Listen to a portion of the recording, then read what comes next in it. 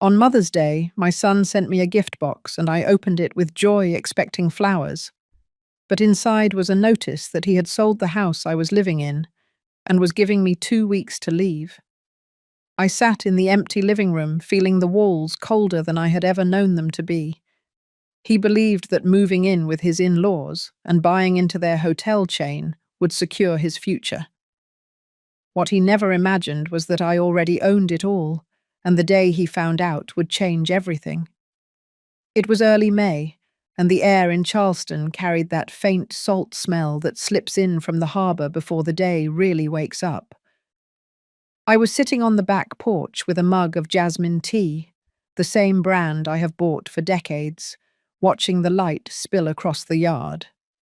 At 71, my mornings had a rhythm I did not break. I liked starting the day slowly, letting the sun and the sound of gulls remind me that life could still be steady, even when people were not. I had called my son Austin the day before to remind him that Mother's Day was coming up. He picked up on the third ring, voice brisk, said he was busy with meetings at the hotel. There was no warmth in his tone, just a clipped promise to call me soon. I told myself not to take it to heart. Life with grown children is not the same as it is with young ones. You learn to accept smaller moments, fewer calls, and the space between them. That morning, I moved through the kitchen, wiping the counter, folding a dish towel, the kind of small tasks that keep your hands moving when your mind wants to drift somewhere else. The sunlight was streaming through the lace curtains, landing on the photo of my late husband in his navy blazer, smiling like he always did at the start of a trip. I touched the frame lightly, a habit I never explained to anyone. When the doorbell rang, I thought it might be the neighbor or a package from the grocery service. Instead, there was a small parcel on the mat, plain brown paper, my name written in Austin's handwriting. No card, no bright wrapping, nothing that hinted at celebration. I carried it inside, setting it on the table. I didn't open it right away. I poured another cup of tea, glanced around at the tidy living room, the neat shelves, the rug my husband and I picked out 20 years ago. Then I slid my finger under the tape and lifted the lid. Inside was no ribbon, no flowers, not even a note in his own words. Just a single folded document. The paper was stiff, official. My eyes moved over the bold type at the top, and for a second the letters did not make sense. Then they did. It was a notice of sale for my house. My house, the place I had lived in for 15 years. The signature at the bottom looked like mine, precise and familiar, but I had never signed it. The closing date was last week. The new owner's name was not anyone I knew, and in the corner, typed without a trace of hesitation, was the line that told me I had 14 days to vacate. I sat down, holding the paper in both hands. The clock on the wall ticked steadily. I could hear the refrigerator hum. The air felt cooler, like someone had opened a window. I read the document again, slower this time, taking in each line. My son had sent me this. On Mother's Day. In a box. No explanation, no call, just a transaction that erased my home from under me. I glanced toward the porch where the light was still pouring in, but it felt different now, distant. I thought of all the mornings I had spent here, brewing tea, reading the news, believing that the walls around me were mine. Now they were not. There is a particular kind of quiet that comes when the worst thing has already been decided without you. It is not the silence before a storm. It is the silence after. The kind where you can almost hear the echo of a door closing, even if it happened miles away. I folded the paper carefully and set it back in the box. My hands were steady, though my chest felt tight. Somewhere in the back of my mind, a truth was taking shape, but I pushed it aside. I knew I would need all my clarity later. For now, I just sat there, letting the reality settle over me like the late morning heat. If you have ever felt the floor shift beneath you without warning, you know how the minutes after can stretch long and strange. You replay the last conversations, the hints you might have missed, the things you would have done differently if you had known.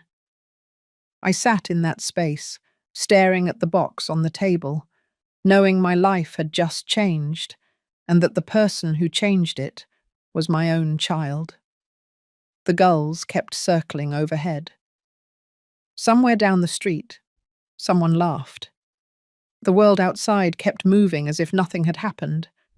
But inside my walls, inside my life, something had already broken.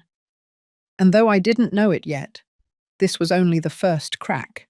The morning after I found the box, I woke before the sun. The paper from the day before was still on the table, right where I had left it. I did not touch it. I made coffee instead, trying to find some comfort in the sound of the pot dripping, but even that familiar rhythm felt off. I had not heard from Austin since the delivery, and I doubted I would any time soon. By mid-morning, I was going through the small cabinet where I kept important documents. Birth certificates, insurance forms, my will, the deed to the house before it had apparently been sold. I flipped through each folder, checking dates, signatures, anything that might explain how this had happened without my knowledge. That was when I saw it. Tucked between last year's tax return and a letter from the bank was a set of forms I barely remembered signing months ago. At the time, Austin had said it was paperwork to help with property tax filings. I had not read every line. I trusted him. The forms were neatly typed, nothing that stood out at first glance. But when I looked closer, I saw they were a general power of attorney, giving him the authority to act on my behalf in matters related to the property. My own name and signature sat at the bottom in my careful handwriting. I remembered the day he had brought them over, how he had stood in the kitchen making small talk while I signed. I had been distracted, stirring a pot of soup, thinking it was a small favor for my son. The realization settled heavy in my chest. This had not been an accident or a misunderstanding. This was planned. He had the legal means to sell my home because I had put the pen in my own hand and signed where he told me. Later that day, I called my attorney, Margaret Summers. I told her what had happened and read her the notice of sale. There was a pause before she spoke, the kind that tells you the answer is not going to be good. She explained that with the power of attorney in place, the sale was legal unless I could prove fraud or coercion. It would not be simple. Margaret asked me to bring in every document I had. She wanted to see the power of attorney, my past correspondence with Austin, and any evidence that the sale was not in my best interest. I agreed to meet her the next afternoon. That night, I sat with the folders spread out across my dining table. I checked bank statements, utility bills, anything that tied me to this house. Every line felt like a piece of proof of the life I had built here, and every one of them had been erased with a single transaction I had unknowingly allowed. While I sorted, my mind kept going back to the last few months. Austin had been distant, but there had been moments that stood out. A call from him late in the evening, asking if I had received certain letters from the county. A visit where he left abruptly after taking a phone call from someone he called a business partner. At the time, I had thought little of it. Now I could see the threads connecting. There was also the man from that video call months ago, the one Austin had introduced as his financial advisor. Gavin was his name. He had spoken confidently about maximizing assets, moving money where it could grow faster. I had listened politely, not understanding why he was telling me any of it. Now I suspected he had been more involved than I realized. By midnight, I had everything in neat stacks, ready for Margaret. I left the table as it was and went to bed, though sleep did not come quickly. The power of attorney sat on top of the pile, a reminder of how easily trust could be used against you. The next morning, I drove to Margaret's office. Her desk was already clear, except for a yellow legal pad and a fountain pen. She read through the documents without speaking, her eyes moving quickly but carefully. When she finished, she looked at me and said we would need to gather more than just these. She wanted a handwriting analysis of the sale contract, even though it looked like mine. She also wanted to see if there were any financial transfers connected to Austin after the sale. As I left her office, I felt the first trace of direction since opening that box. It was not relief, not yet, but it was a step. I knew there would be more to uncover, and I knew it would not be easy. The house was gone, but the truth was still here, waiting to be found in the paper trail he had left behind. Mother's Day arrived with the kind of clear blue sky that usually makes Charleston feel like a postcard. The streets were quiet, the neighbors' porches draped in flower baskets, and the faint sound of church bells carried on the breeze. I was at the kitchen counter, slicing strawberries for breakfast, when the doorbell rang. There was no knock, no voice calling out, just the short chime, then silence. When I opened the door, I saw a small square box resting neatly on the welcome mat. My name was written in familiar handwriting. I bent down and picked it up. It was light, too light for the kind of gift I had expected. I carried it to the dining table, setting it down beside the plate of fruit. For a moment, I let myself believe it might be something thoughtful. Austin had not been one for flowers in recent years, but perhaps this was different. Perhaps this was an olive branch after the coolness in his voice lately. I sat down, pulled the lid open, and found no ribbon, no card. Just a single sheet of thick paper folded twice. The top line of the document was in bold type. My eyes caught the words, "Notice of Sale," before I had even unfolded the rest. I read the first paragraph slowly, each word pressing heavier than the last. The property listed was my home. The sale price was printed clearly. The buyer's name was unfamiliar. The date of the closing had already passed. I turned to the final page, and there it was. My name, my signature, perfectly replicated, every curve and loop in the right place. I knew instantly it was not my hand that had written it. The more I stared, the more it felt like I was looking at a photograph of my signature rather than the thing itself. At the bottom, there was a clause. I had 14 days to vacate the premises, no appeal, no discussion. The room around me seemed to shift. The light from the window dulled, the steady hum of the refrigerator grew louder, and the air felt heavier. I set the paper down on the table and rested my palms flat on either side. I read it again, trying to find a line that might say this was a mistake, that there was a misunderstanding. It was all final. The transaction was complete. In that moment, the box in front of me was more than cardboard and paper. It was a line drawn cleanly between the life I had known and the life I would have to face. I thought about the mornings on the porch with my tea, the shelves lined with books my husband and I had chosen together, the quilt folded at the foot of my bed.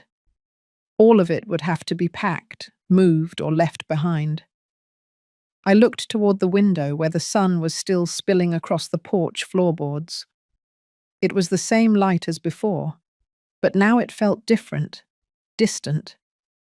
I could feel the shape of the loss before I had even stood up from the table. I reached for the document again, my fingers tracing the date of sale. It was just a few days after Austin had called to tell me he was busy with the hotel. That call had been short, almost dismissive. Now I could see why. The pieces were starting to fit together in a way I wished they would not.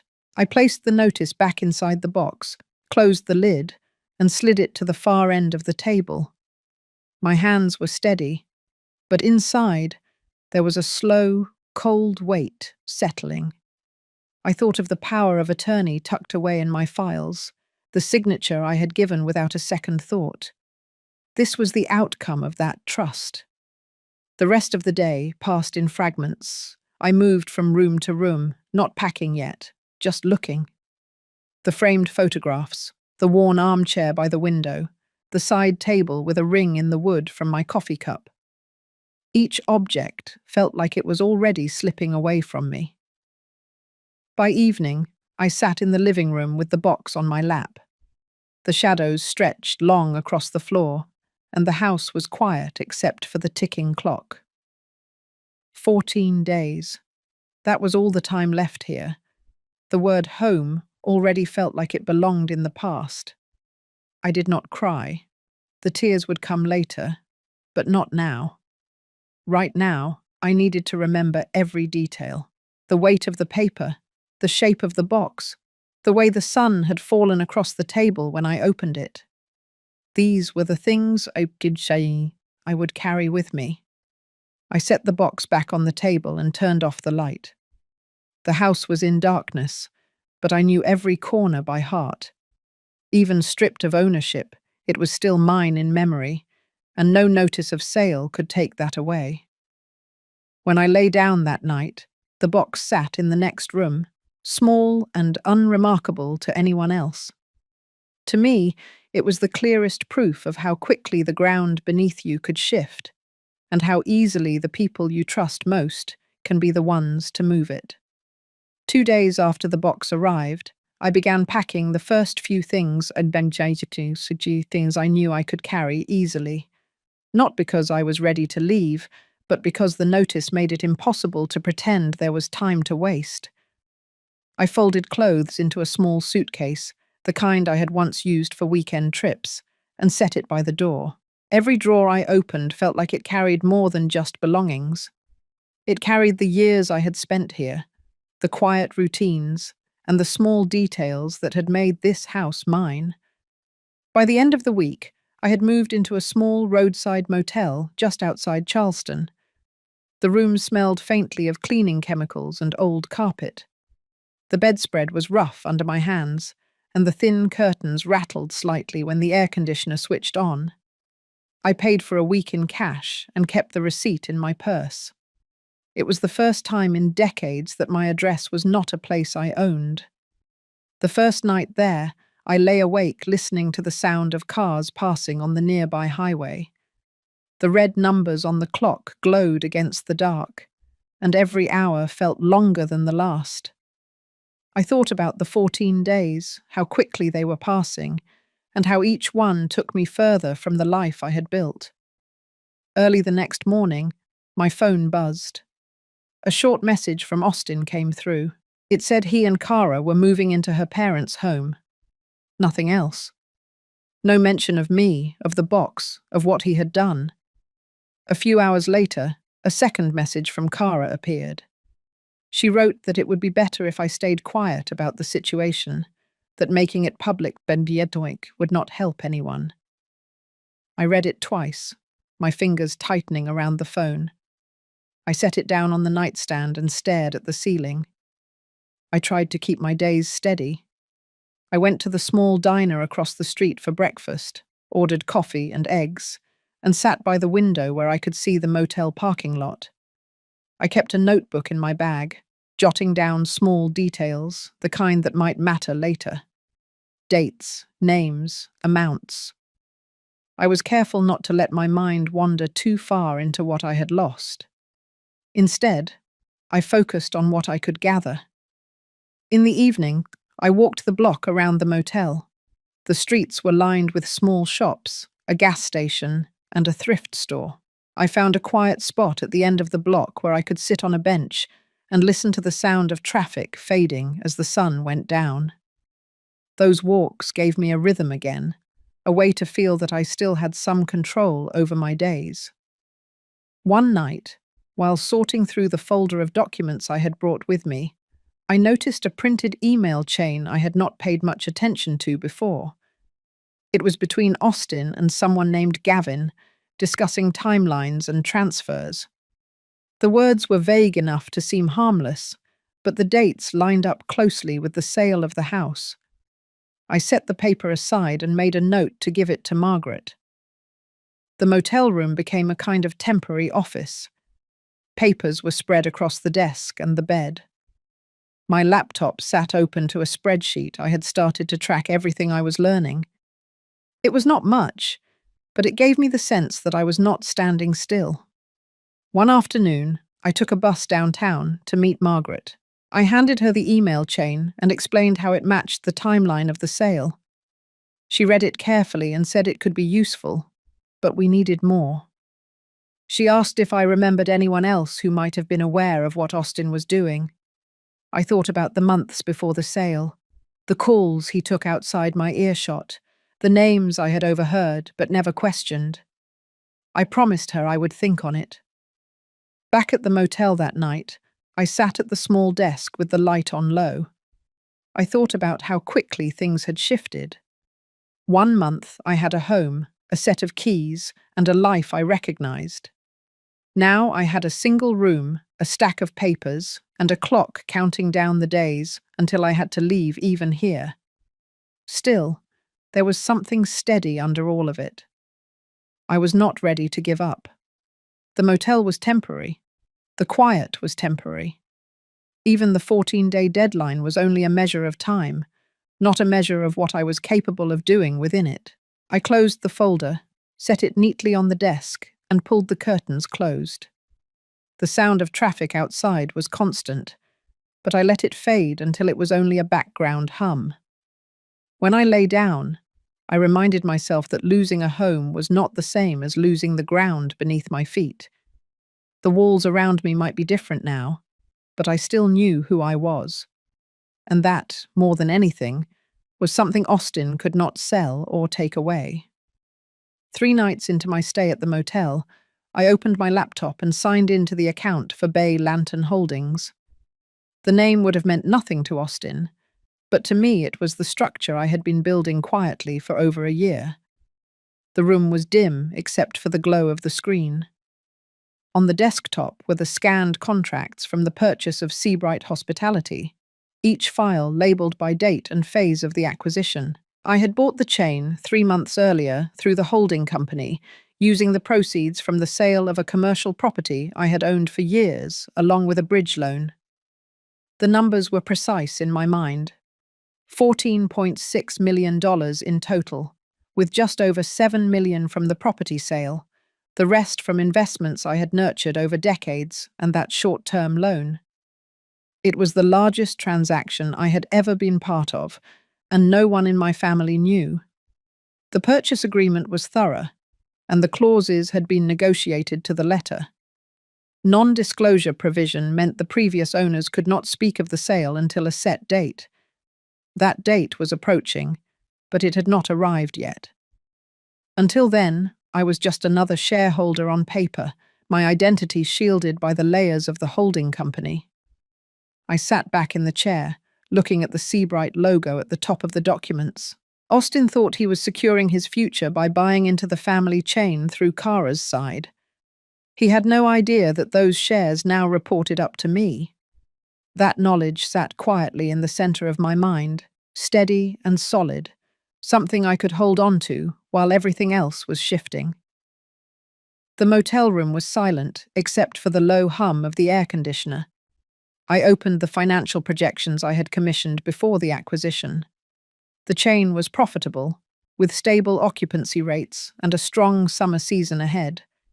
The bridge loan would be repaid well within its 2-year term, and after that, the income would be clear. I had plans for that income, plans that went beyond personal comfort. I remembered the weeks leading up to the deal, the meetings with attorneys and accountants, the hours spent reading contracts line by line. There had been moments when I doubted myself, wondering if I was taking on too much at this stage in my life. But each time I reviewed the numbers, the decision felt sound. It was not about risk for risk's sake. It was about control. I clicked through to the correspondence with the operations team. Most of them did not know me yet. They knew the holding company name, but not the woman behind it. That anonymity had been deliberate. I wanted to step into ownership on my own terms, without the noise of family opinion. Closing the laptop, I thought about how the secrecy had worked in my favor. If Austin had known, he might have been more cautious in the choices he made. He might have thought twice before using my signature to take my home. But he had acted without seeing the full picture, and now the full picture belonged to me. The next morning, I took a folder from my bag and spread it across the small table by the window. It contained every piece of paperwork tied to Bay Lantern Holdings, from the initial articles of organization to the final wire confirmations. I reviewed them in order, making notes in the margin about what might become useful if the situation with Austin forced my hand. There was a quiet satisfaction in knowing I had options. The house was gone, yes, but I was not without resources. The chain was mine in a way that could not be undone by anyone else's pen. And in that fact, there was room to breathe. As the day wore on, I left the motel and walked to a nearby coffee shop with a sturdy wooden counter and large windows facing the street. I brought my notebook and sat in the corner, writing down a timeline of events. From the day Austin brought me the power of attorney forms to the day the box arrived, I listed everything I could recall. The goal was not just to remember, but to see patterns, to understand where his actions had intersected with my own steps toward the acquisition. By the time the sun dipped low, I had filled several pages. The two timelines were moving toward each other, without either of us realizing it at the time. That convergence would matter. It would matter when the truth came into view. Back in the motel room, I set the notebook beside the folder and opened the laptop once more. I pulled up the Seabright site, scrolling through images of the hotels I now owned. Coastal views, polished lobbies, smiling staff. They were the backdrop of Austin's new ambitions, but they were also the quiet proof of my own foresight. I shut the laptop again, feeling the weight of the moment settle evenly. The loss of my home was a wound, but not a defeat. The days ahead would bring their own challenges, but I had a foundation that could hold. And when the time was right, that foundation would be visible to everyone, including the one who thought I had nothing left. 2 days after reviewing the Seabright files, I called Margaret and told her I was ready to bring in more than just the notice of sale and the power of attorney. I gathered a thick envelope from my bag, the kind with a clasp, and placed inside the printed emails, the HUD-1 settlement statement, copies of my bank transactions, and the handwriting samples I had kept over the years. These were not just mementos now. They were evidence. Her office was on the second floor of a restored brick building downtown, with tall windows that let in the early afternoon light. I sat across from her desk as she laid each document out in careful order. She did not rush, and I appreciated that. The room was quiet except for the faint sound of traffic from the street below. Margaret picked up the notice of sale first, running her finger along the lines of text before setting it aside. She moved on to the power of attorney, then the bank records. When she reached the email chain between Austin and Gavin, she read each message twice. Her pen made short notes in the margin of her legal pad, the letters tight and even. She told me we would need more than suspicion to move forward. A handwriting analysis would help, even though the signature on the sale documents looked like mine. It was about showing that the pressure points in the pen strokes did not match, that the rhythm of the writing was off. She also wanted a detailed map of the financial flow, where the sale proceeds went, how quickly they moved, and into whose accounts. I agreed, and she gave me the name of a forensic document examiner she had worked with before. I made the call that evening. The man's voice was steady, professional, and he asked for every sample of my signature I could find from the last 5 years. I promised to have them ready by the time we met. Back at the motel, I opened a box of personal files and pulled out old tax returns, insurance renewals, and letters I had signed. I lined them up on the desk, arranging them by year. The patterns were obvious to me, but I knew a trained eye would see far more: the angle of the letters, the space between words, the pressure on certain strokes. The next day, I met him at a small office near the courthouse. He examined each page under a magnifying lamp, then compared them to the signature on the sale contract. He pointed out places where the line weight shifted unnaturally, where the lift between letters was too clean, almost mechanical. It was enough for him to say with confidence that it had been traced from an earlier document. I left his office with a signed report and returned to Margaret's. She read it carefully and placed it in the center of the growing pile. It was the first solid piece we had, something that was not just my word against Austin's. Maya called that evening. We had met briefly before, during one of my quiet visits to a Seabright property before the acquisition. She was the operations assistant to the general manager, and she had a reputation for noticing details others missed. She told me she had seen unusual expense approvals in recent months, high-value purchases and transfers that had not gone through standard channels, all bearing Austin's authorization. I asked her to send copies if she could. The next morning, an email arrived with a string of invoices and approval forms. Each one had Austin's digital signature and dates that fell just after the house sale. The amounts were large enough to stand out, but structured just under the thresholds that triggered automatic review. Margaret looked over the documents and nodded slowly. This was the second thread we needed. Not only had my signature been used without consent, but the proceeds from that sale had been tied to questionable activity within a company where I held controlling interest. In the following days, I made it a routine. Morning coffee, a walk to clear my mind, then hours with Margaret piecing together the timeline. We matched bank transfers from the escrow account to Austin's personal accounts, then from his accounts into the purchase of Seabright shares. The numbers told a story as clearly as any witness could. The pile of evidence grew until it filled 2 large binders. One was strictly for the signature forgery and property sale. The other was for corporate transactions. Each binder had dividers, dates, and summaries. I wanted to be able to turn to any page and see exactly how we got there. One evening, after Margaret left to attend another meeting, I stayed in her office alone with the binders. I flipped through page after page, not reading every line but letting the weight of it sink in. This was more than a fight over a house. It was about trust used as leverage, about the quiet ways someone could dismantle a life if they thought you were not watching. As I locked the binders back in the cabinet, I knew the next step would not be about gathering. It would be about using what we had. The evidence was there. The challenge would be in deciding when and how to place it in the open so that it could not be ignored or explained away. Walking back to the motel, I felt the air shift cooler as the sun dropped behind the buildings. The streetlights flickered on, one by one, and I realized I no longer felt the same heaviness that had followed me from the day the box arrived.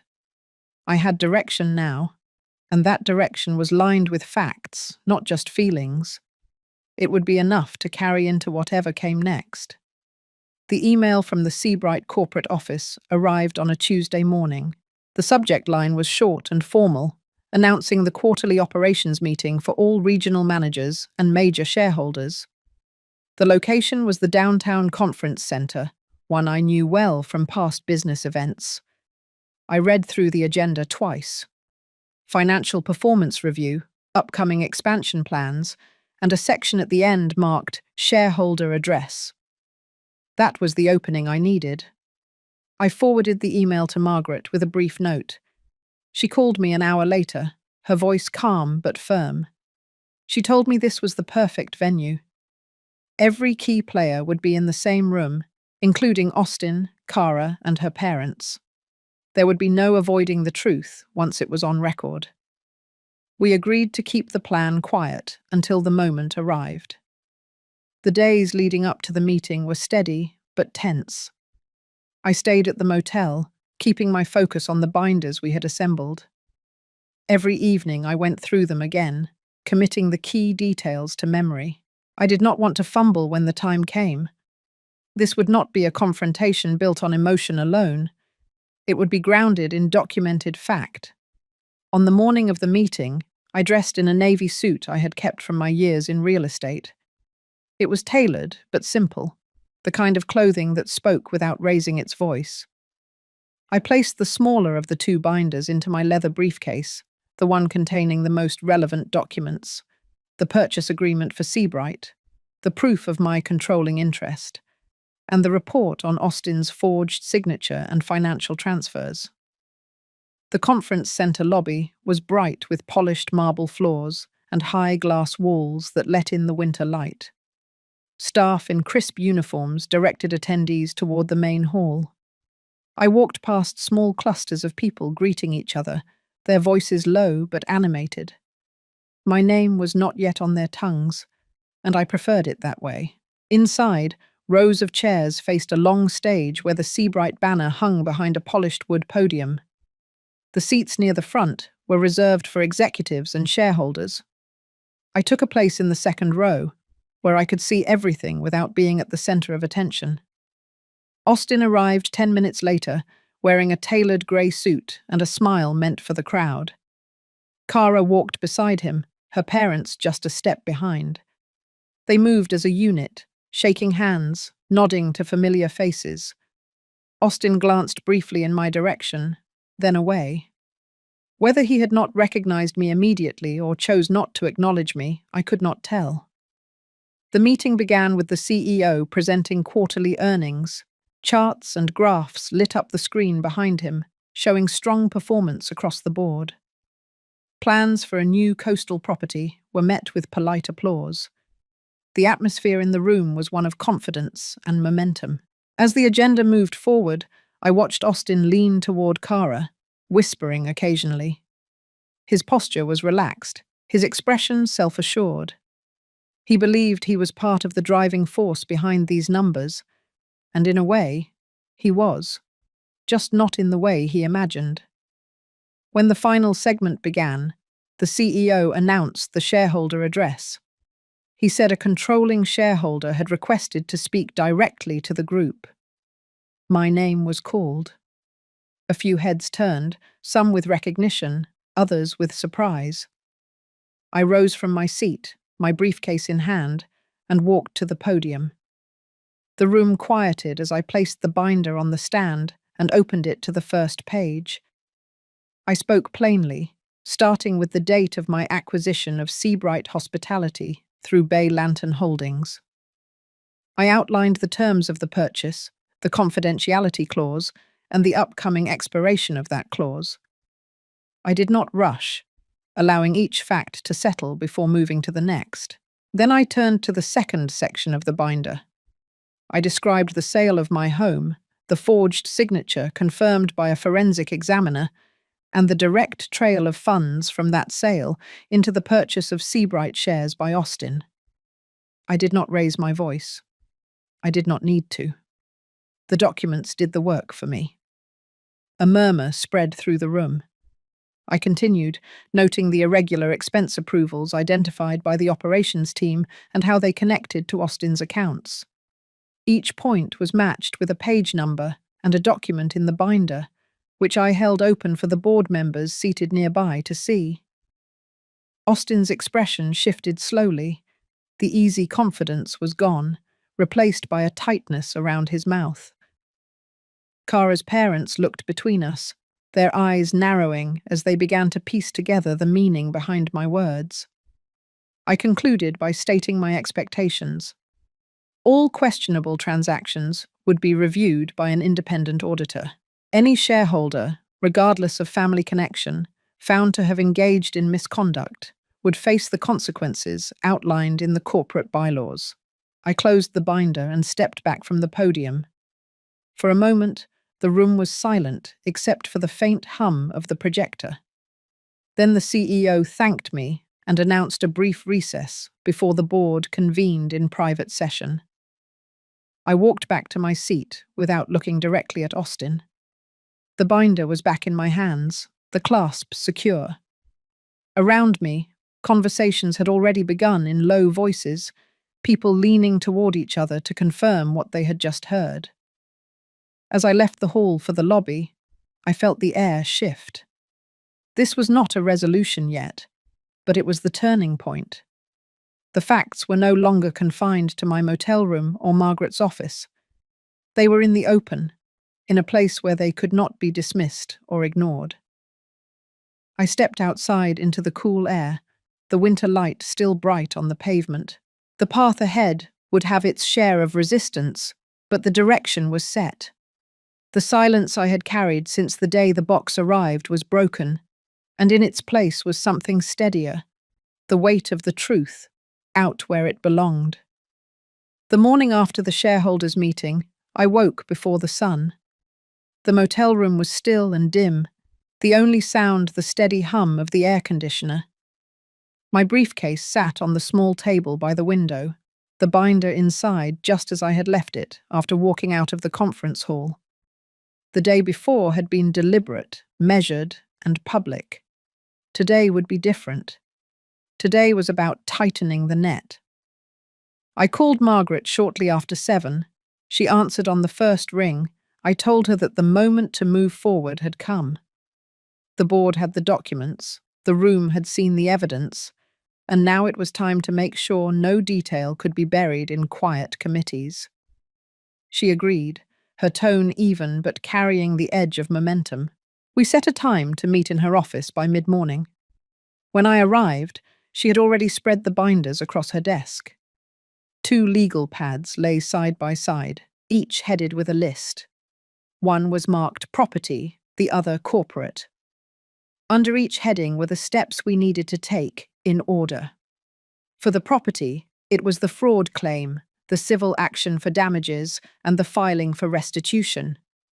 For the corporate side, it was the request for a full audit, the motion to suspend voting rights for implicated shareholders, and the formal demand for reimbursement of misappropriated funds.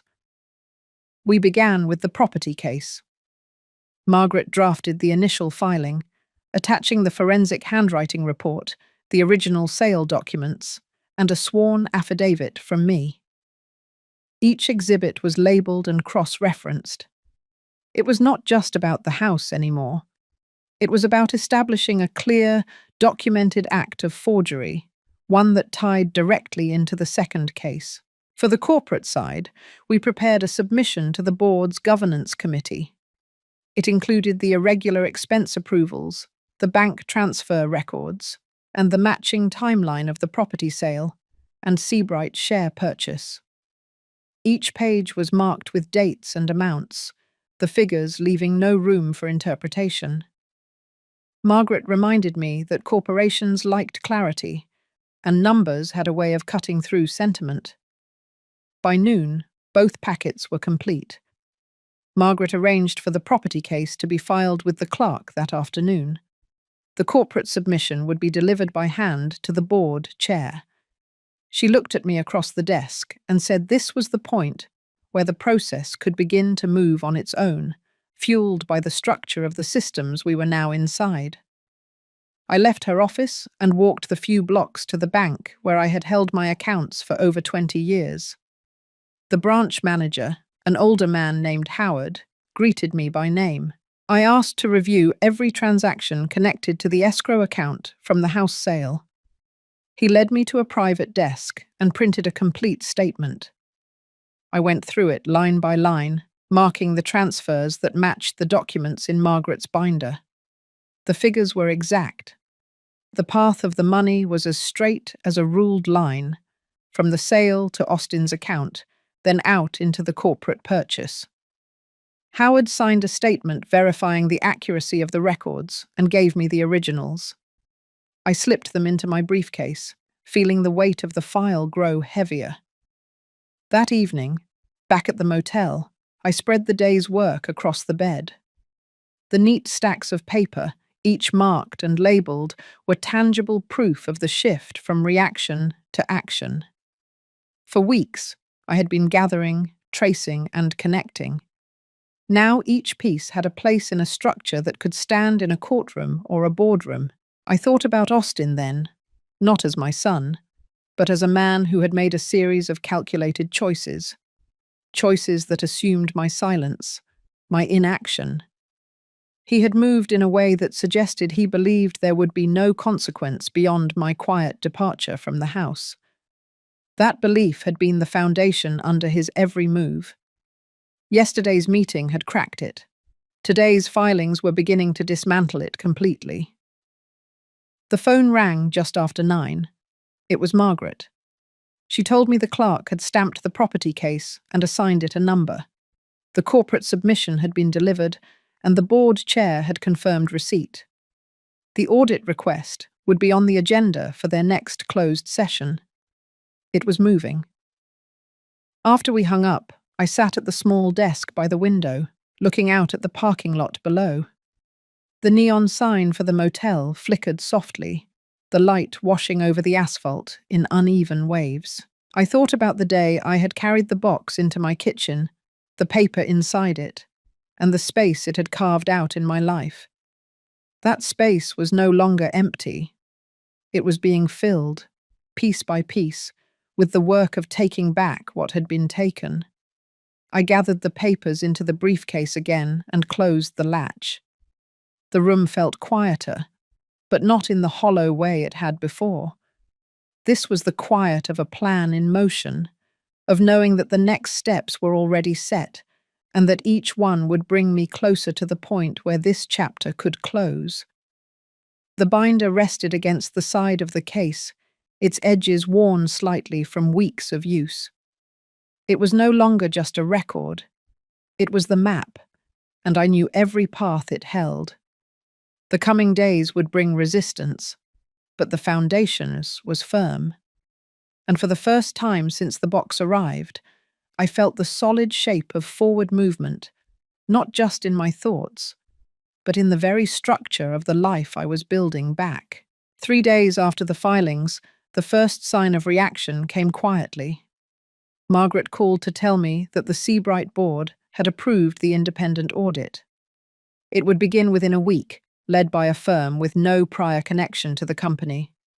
Their scope would cover every transaction in the past 18 months. She said it without embellishment, but I could hear the undercurrent. This was not routine. This was scrutiny. That same afternoon, I received a short letter in a plain envelope slid under the door of my motel room. It was from Austin.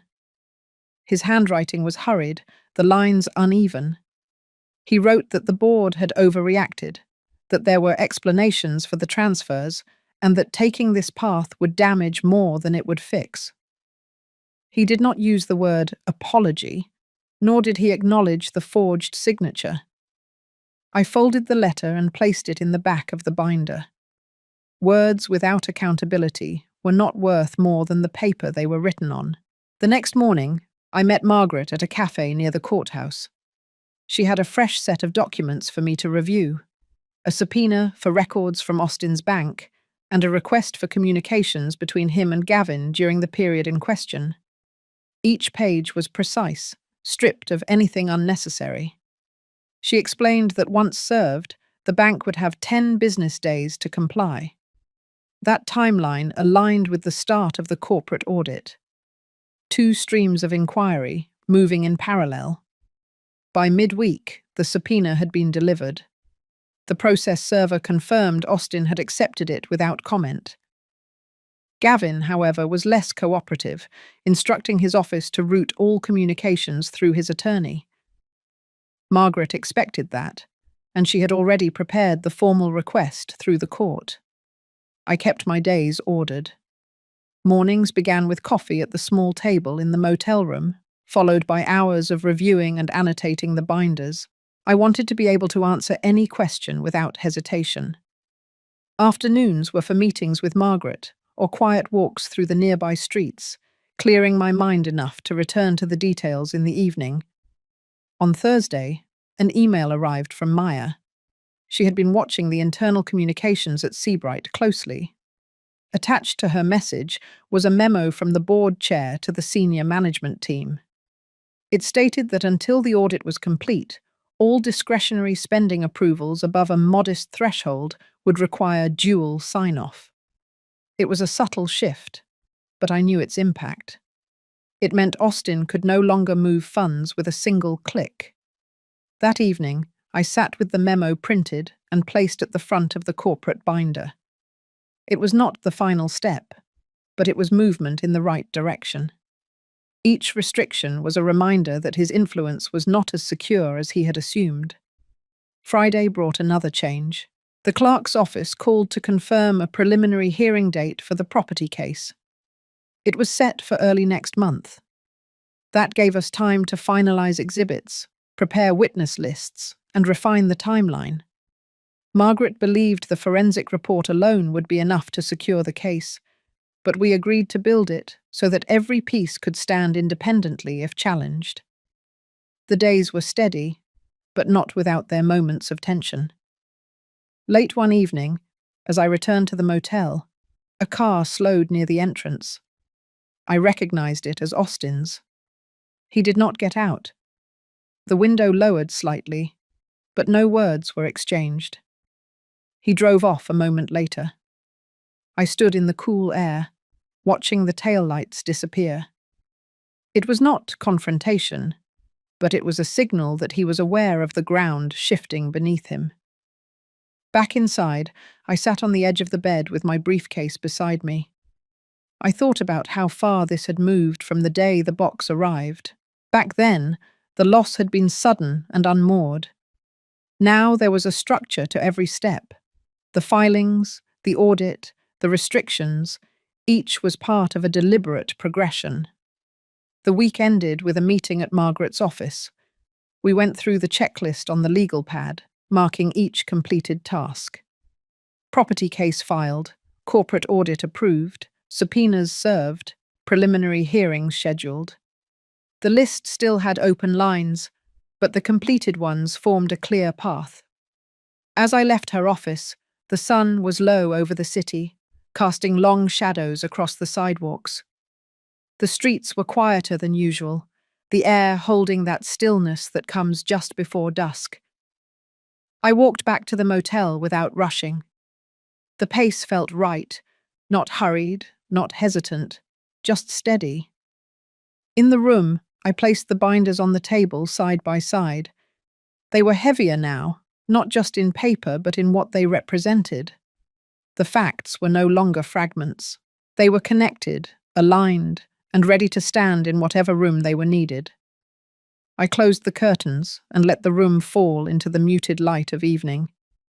This was not the end, but it was the point where the direction was certain. The silence that had followed the day of the box was gone.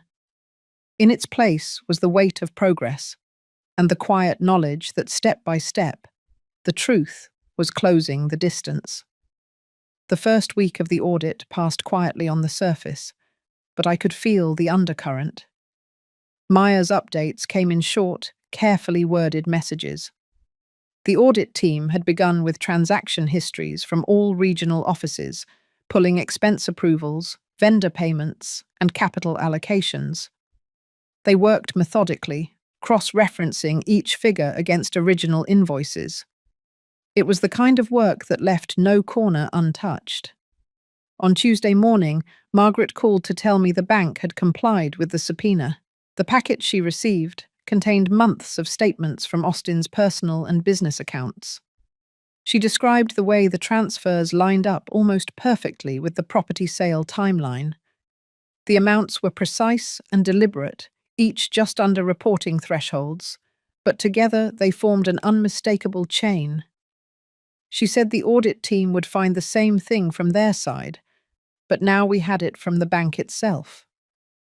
That afternoon, I walked to her office to see the records in person. She had arranged them chronologically on her desk, each page marked with tabs. I followed the flow from one statement to the next. The path was as we had suspected: sale proceeds into Austin's account, partial withdrawals, purchases of Seabright shares, and layered transfers to accounts tied to Gavin's consultancy. It was a pattern that, once seen, could not be explained away as coincidence. Margaret said she would send certified copies to the property case file and the corporate board. This was no longer just about internal governance. The findings had potential to trigger regulatory interest, and that was a step Austin could not control. By midweek, the board chair requested a special session for major shareholders. The notice was formal, citing the ongoing audit and recent developments requiring immediate discussion. The meeting was set for Friday afternoon in the same conference center where I had spoken before. On Friday, I arrived early. The air in the lobby was cooler than usual, the chatter lower, more restrained. When the doors to the meeting room opened, I took a seat near the front. The board chair began promptly, outlining the scope of the session. He confirmed that preliminary audit findings showed irregularities in expense approvals and share purchases, all within the period tied to the property sale in my case. He spoke plainly without speculation, and then opened the floor for questions from the board. Austin sat 3 seats down from the end of the table, his posture rigid. He did not speak at first, letting others ask about timelines, about thresholds, about oversight failures. When he did speak, it was measured, offering partial explanations that skirted the core of the findings. He cited market opportunities, operational necessities, and strategic alignment. None of it addressed the source of the funds or the forged signature. The board chair listened without interruption, then returned to the facts. He stated that under corporate bylaws, any shareholder found to have engaged in misconduct affecting company assets could face suspension of voting rights and, in severe cases, forced divestment. He reminded the room that the audit was ongoing, but the current evidence warranted temporary measures. A motion was made to suspend Austin's voting rights until the audit concluded. The vote was taken without delay. The result was decisive. The motion passed. The chair instructed the secretary to record the suspension effective immediately. Austin's jaw tightened, but he said nothing. Kara's parents exchanged glances, their expressions caught between disbelief and calculation. The meeting continued briefly to outline the next steps for the audit, then adjourned. I left the room with Margaret walking beside me. She said the suspension was significant. It meant Austin could no longer influence board decisions in the weeks ahead. More importantly, it signaled to the audit team and to outside observers that the board was willing to act on the evidence. That evening, back at the motel, I set my briefcase on the desk and opened it slowly. Inside were the same binders, but their contents had shifted in weight. They were no longer just preparation. They were becoming the backbone of actions that had already started to reshape the situation. I poured a glass of water and sat by the window, watching the headlights pass on the road below. The distance from the day the box arrived to this moment felt measured in more than weeks. It was measured in the steady erosion of assumptions, in the narrowing of the space Austin had once moved through without question. Before turning in for the night, I placed the letter he had sent me earlier in the week into the back pocket of the binder. It belonged there, not as evidence in the formal sense, but as a reminder of what had been offered in place of accountability. It was light compared to the certified bank records, the audit memos, and the board resolutions, but it was part of the story all the same. The next morning would bring its own work. There were still hearings ahead, still findings to be finalized, still the slow process of putting each part of the case into its final form. But for now, the structure was holding. The truth had moved from the edges into the center, and it was no longer mine alone to carry. The days after the board meeting moved with a quieter intensity. The audit team was deep in their review, and Margaret was working with precision to prepare for the property hearing. My role now was to keep pace with both, making sure no detail went unaddressed. Each morning I cleared the small motel table, laid out my notes, and cross-checked every date and figure. The binder was no longer just a record, it was the structure holding everything in place. By midweek, Margaret called to confirm that the hearing schedule had been set in stone. She explained how the process would unfold. The judge would hear the forgery claim first, followed by arguments for damages. The forensic report, the bank records, and my affidavit would be entered as primary exhibits. She wanted me to review each piece one more time, not to memorize every word, but to be comfortable speaking to any of it if called. I walked to her office the next morning. The binders were waiting on her desk, open to the most critical sections. We went through them steadily, her questions direct and her notes sharp. When she closed the last page, she said the case was strong and the timeline was clear. It was exactly what we needed, straightforward, supported by evidence, and impossible to dismiss as misunderstanding. That afternoon, Maya sent a short update from the Seabright offices. The audit had uncovered several vendor contracts approved without competitive bidding.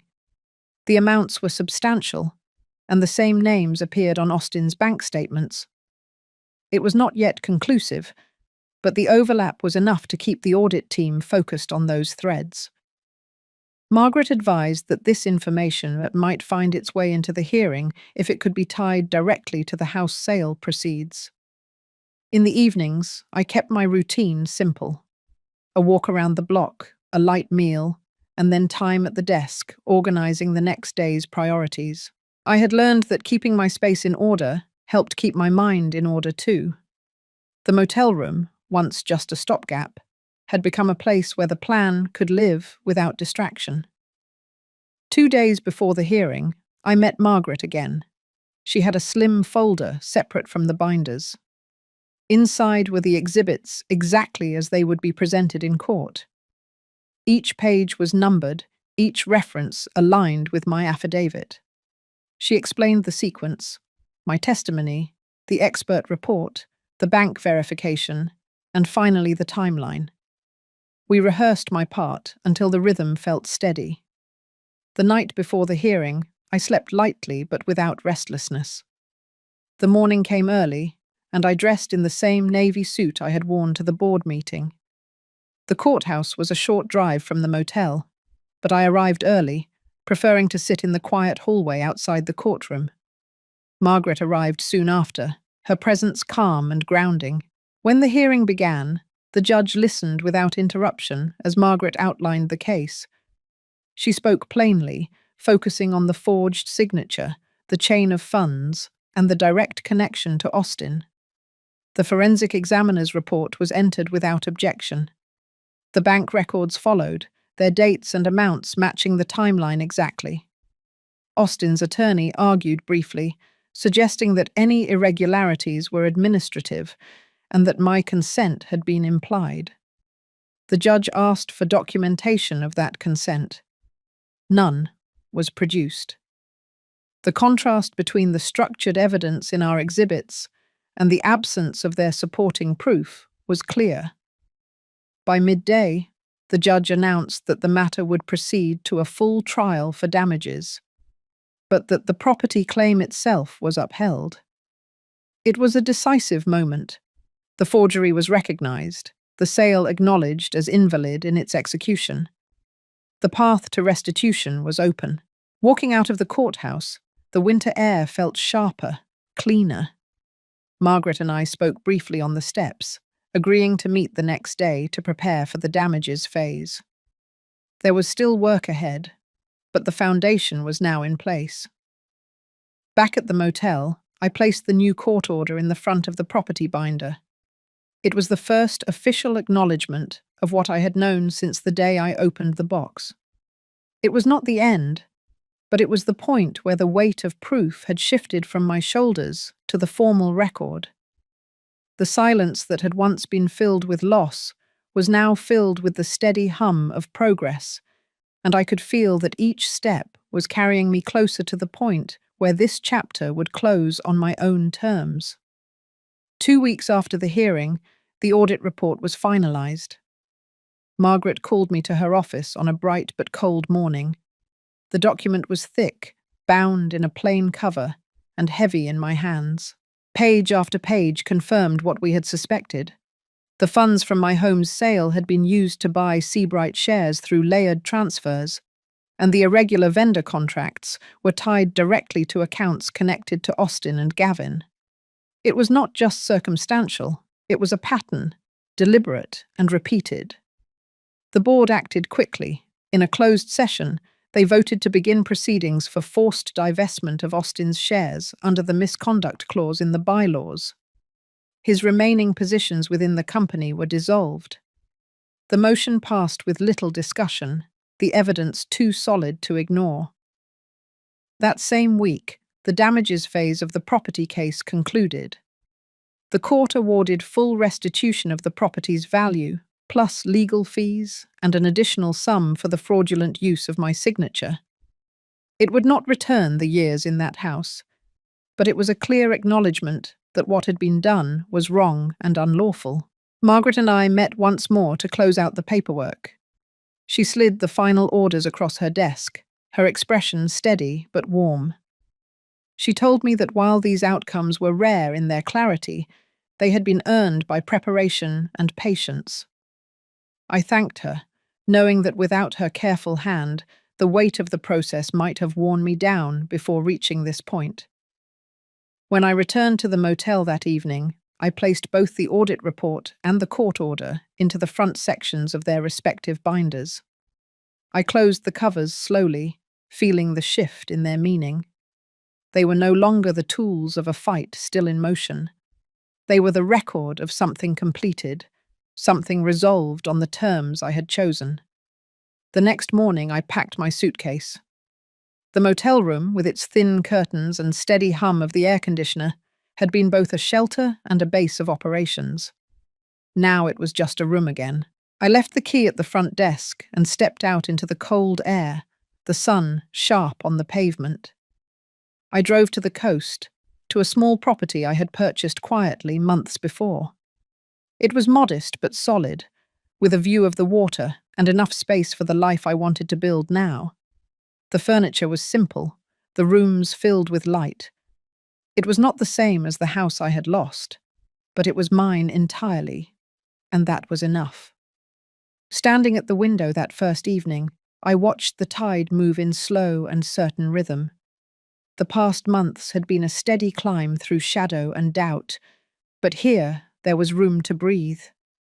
I had not needed to shout to be heard, only to stand steady until the truth spoke for itself. The box that had started it all was gone, the paper inside it replaced by a story written in evidence, in dates, and in decisions made with care. It would not be forgotten, but it no longer defined the space around me. What remained was quieter, stronger, and entirely my own. If this story resonated with you, take a moment to reflect on how strength often grows in the quietest places. Sometimes the most powerful victories are not loud or public, but the ones you carry within yourself, knowing you stood your ground. Share your own moments of quiet resilience in the comments, or let this story be a reminder that no matter how much is taken from you, there is always a way to rebuild on your own terms. Your story matters, and you never know who might find strength in hearing it.